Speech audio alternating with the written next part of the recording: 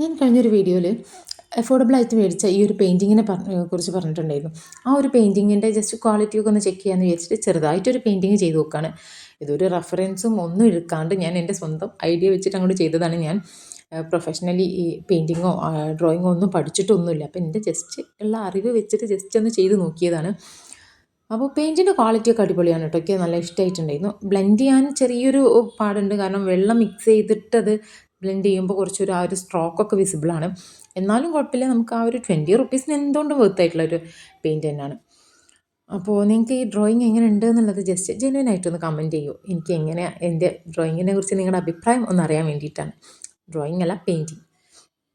Just ആ ഒരു paint വെച്ചിട്ട് ഒരു മരം, ജസ്റ്റ് ഒരു ബാക്ക്ഗ്രൗണ്ട്, അത്രയും ഞാൻ ചെയ്തിട്ടുള്ളൂ. കൂടുതലൊന്നും ഞാൻ ചെയ്തിട്ടില്ല. അപ്പോൾ എങ്ങനെയുണ്ടെന്നുള്ളത് കമൻറ്റ് ചെയ്യണം കേട്ടോ. പിന്നെ ഞാൻ എൻ്റെ വീഡിയോസിലൊന്നും സബ്സ്ക്രൈബ് ചെയ്യാൻ അങ്ങനെ പറയില്ല. പക്ഷേ നിങ്ങൾക്ക് വീഡിയോസ് ഇഷ്ടമുണ്ടെന്നുണ്ടെങ്കിൽ ഒന്ന് സബ്സ്ക്രൈബ് ചെയ്ത് സപ്പോർട്ട് ചെയ്യണേ.